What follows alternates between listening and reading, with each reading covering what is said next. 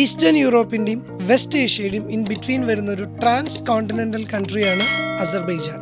Baku എന്ന് പറയുന്ന capital പ്രൊവിൻസിൽ locate ചെയ്യുന്ന ഒരേ ഒരു മെഡിക്കൽ യൂണിവേഴ്സിറ്റിയാണ് അസർബൈജാൻ മെഡിക്കൽ യൂണിവേഴ്സിറ്റി. ഈ ഒരൊറ്റ യൂണിവേഴ്സിറ്റിയിൽ മാത്രമാണ് international students medical education enrol ചെയ്യുന്നത്.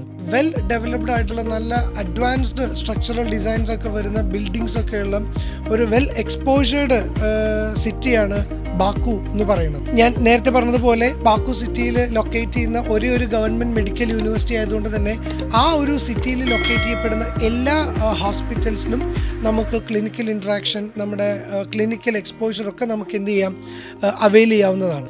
അസർബൈജാൻ എന്ന് പറയുന്ന കൺട്രിയിൽ ഫോളോ ചെയ്യുന്നത് ECTS എന്ന് പറയുന്ന European credit transfer and accumulation system ആയതുകൊണ്ട് തന്നെ 360 ക്രെഡിറ്റ് പോയിന്റ് അക്കാഡമിക്കൽ പീരീഡിൽ കംപ്ലീറ്റ് ചെയ്യുക എന്നുള്ളതാണ്. അതുപോലെ തന്നെ അസർബൈജാൻ മെഡിക്കൽ യൂണിവേഴ്സിറ്റിയിൽ NMC നാഷണൽ മെഡിക്കൽ കൗൺസിലിൻ്റെ എല്ലാവിധ റൂൾസും റെഗുലേഷൻസും അസർബൈജാൻ മെഡിക്കൽ യൂണിവേഴ്സിറ്റി ഫുൾഫിൽ ചെയ്യുന്നുണ്ട്. മീഡിയം ഓഫ് ഇൻസ്ട്രക്ഷൻ ഇംഗ്ലീഷാണ്. 54 മന്തിൽ മുകളിലാണ് കോഴ്സ് ഡ്യൂറേഷൻ വരുന്നത്. അതുപോലെ തന്നെ WDOMSൻ്റെ ഒഫീഷ്യലി ലിസ്റ്റഡ് യൂണിവേഴ്സിറ്റിയാണ്. CRMI 5 വർഷം കഴിഞ്ഞാൽ വരുന്ന അവസാനത്തെ 1 ഇയർ മെഡിക്കൽ ഇൻറ്റേൺഷിപ്പ് ആയതുകൊണ്ട് തന്നെ ആ ഒരു ടേമും അവിടെ ഫുൾഫിൽ ചെയ്യുന്നുണ്ട്.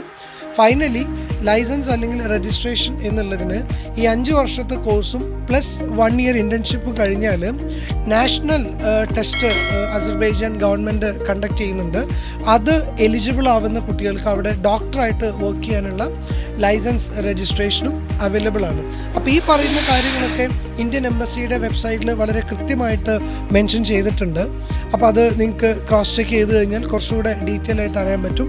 അതിൻ്റെ ലിങ്ക് ഞാൻ താഴെ ഡിസ്ക്രിപ്ഷനിൽ കൊടുക്കുന്നുണ്ട്. അതുപോലെ തന്നെ അസർബൈജാനിൽ നമ്മൾ കോഴ്സ് കംപ്ലീറ്റ് ചെയ്തിട്ട് 2 ഇയറിൻ്റെ ഇൻറ്റേൺഷിപ്പ് നമ്മൾ എടുക്കുകയാണെങ്കിൽ ദുബായിൽ DHA എക്സാം ഒക്കെ നമുക്ക് ഡയറക്റ്റ് എഴുതാനും അതുപോലെ തന്നെ നമുക്ക് ജർമ്മൻ ലാംഗ്വേജും മറ്റു കാര്യങ്ങളൊക്കെ ക്ലിയർ ചെയ്ത് ജർമ്മനി പോലെയുള്ള രാജ്യങ്ങളിലേക്ക് എൻറോൾ ചെയ്യാനുള്ള ഓപ്ഷനും ഈസിലി അവൈലബിൾ ആണ്. അക്കാഡമിക്കലി വളരെ സ്ട്രിക്റ്റ് ആയിട്ടുള്ള ഒരു ഫോർമാറ്റ് തന്നെയാണ് അസർബൈജാൻ മെഡിക്കൽ യൂണിവേഴ്സിറ്റി ഫോളോ ചെയ്യുന്നത്. 80% അറ്റൻഡൻസ് വേണം.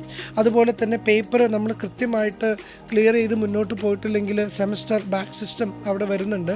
ഇതിനെല്ലാം പുറമെ ETS എന്ന് പറയുന്ന ഒരു software system, it's like A electronic journal. അത് വിദ്യാർത്ഥികൾക്കും രക്ഷിതാക്കൾക്കും ഒരുപോലെ മോണിറ്റർ ചെയ്യാം. കുട്ടികളുടെ അറ്റൻഡൻസ്, അക്കാഡമിക്സ് പോലെയുള്ള കാര്യങ്ങളൊക്കെ അതിൽ കൃത്യമായിട്ട് അപ്ഡേറ്റഡ് ആയിരിക്കും. ഈ അസർബൈജാനിലുള്ള ആൾക്കാർക്ക് ഒരു പരിധിവരെ ഇംഗ്ലീഷ് എന്നുള്ളത് അത്ര ഫ്ലുവൻ്റ് അല്ലാത്തതുകൊണ്ട് അവിടുത്തെ ലാംഗ്വേജ് നമ്മൾ കൂടുതൽ പഠിക്കാനായിട്ട് ശ്രമിക്കുക. അങ്ങനെ വരുമ്പോൾ നമുക്ക് ക്ലിനിക്കൽ ഇൻട്രാക്ഷൻസ് ഒക്കെ നല്ല അഡ്വാൻസ് ആയിട്ട് ചെയ്യാനും മറ്റ് ഡോക്ടേഴ്സുമായിട്ടും ക്ലിനിക്കലായിട്ടുള്ള ടേംസ് ഒക്കെ ആയിട്ട് നല്ലോണം യൂസ് ടു ആവാനൊക്കെ അത് വല്ലാണ്ട് നമുക്ക് സപ്പോർട്ടീവ് ആയിരിക്കും.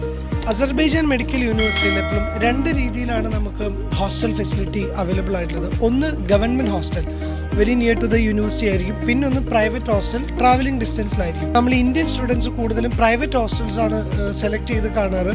കുറേ കൂടെ ഒരു കംഫർട്ടബിൾ സ്റ്റേ നമ്മുടെ കുട്ടികൾക്ക് അവിടെയാണ് കൂടുതൽ അവൈലബിൾ ആവുന്നത്. അസർബൈജാൻ മെഡിക്കൽ യൂണിവേഴ്സിറ്റി ആയിട്ട് ബന്ധപ്പെട്ട എന്ത് സംശയങ്ങൾക്കും അതുപോലെ തന്നെ അഡ്മിഷനുമായിട്ട് ബന്ധപ്പെട്ട കാര്യങ്ങൾക്കും താഴെ കാണുന്ന നമ്പറിൽ കോൺടാക്ട് ചെയ്യും.